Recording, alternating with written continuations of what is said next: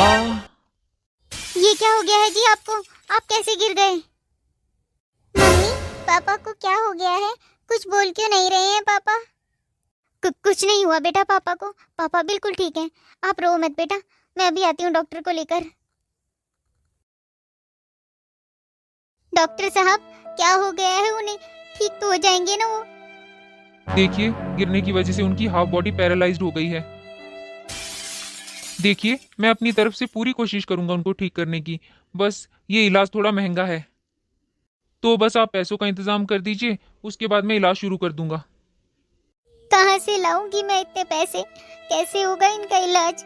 घर में तो खाने तक को कुछ नहीं है। मम्मा, पापा को क्या हो गया है? वो मुझसे बात क्यों नहीं कर रहे? बेटा, वो पापा थोड़ा बीमार है ना, इसलिए दवाई खाएंगे तो ठीक हो जाएंगे।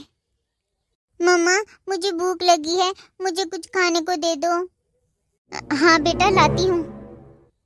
हे भगवान, मैं कहाँ से लाऊं अपने परिवार के लिए खाना? हाँ, मैं छोटी के पास जाती हूँ, वो मेरी मदद जरूर करेगी। छोटी, छोटी, तेरे जीजाजी आज सुबह सीढ़ियों से गिर गए।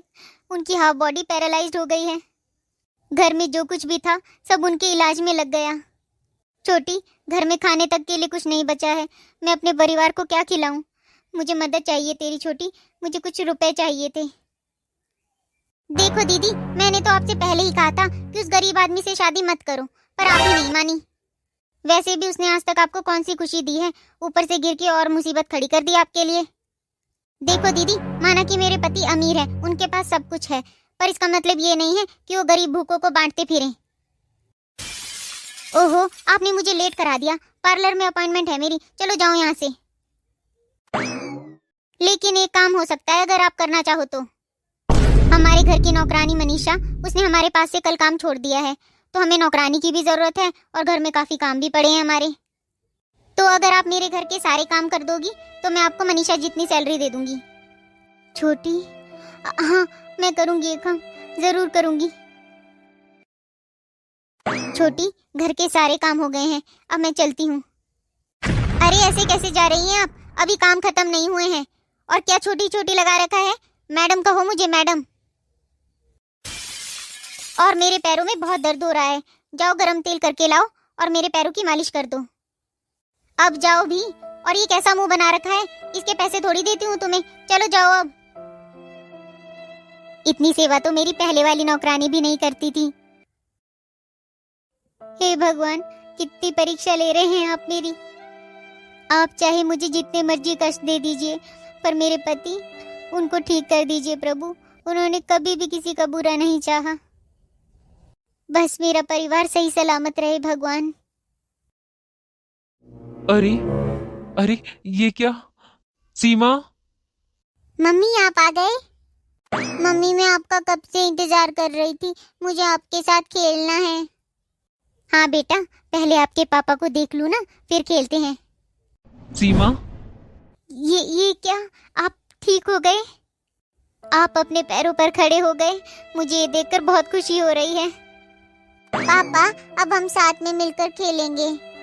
हाँ बेटा, अब पापा के साथ खूब खेलना। और सीमा, अब तुम छोटी के पास काम पर नहीं जाओगी। बहुत झेल लिए तुमने इतने दिनों में दुख, अब सिर्फ खुशियों की बारी है तुम्हारी। जी, मेरी खुशियाँ तो मेरे परिवार से ही है। आज तो मैंने कुछ ज्यादा ही शॉपिंग कर ली। अरे आ गए आप? मैं आपका ही इंतजार कर रही थी कब से। देखो तो कितनी शॉपिंग की है मैंने आज। ये कौन है? ये किसे ले आए आप?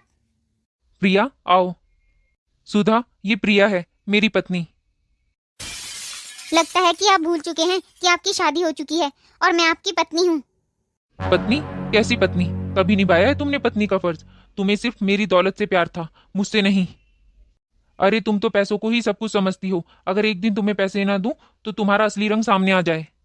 शादी के बाद से ही तुम्हें मेरी धन दौलत पर हमेशा ही बड़ा घमंड रहा। हद तो तुमने तब कर दी जब तुमने अपनी ही बड़ी बहन को घर में नौकरानी की जगह रख दिया। जब तुम अपनी सगी बहन की नहीं हो सकी तो मेरी क्या होगी? अरे उन्होंने अपने पति के लिए तुमसे मदद मांगी थी और तुमने उनकी मजबूरी का फायदा उठाया। देखो, तुम्हें वैसे भी अपनी दुनिया में रहने का शौक है, इसलिए मैं तुम्हें तलाक दे रहा हूँ और रहो अपनी दुनिया में खुश।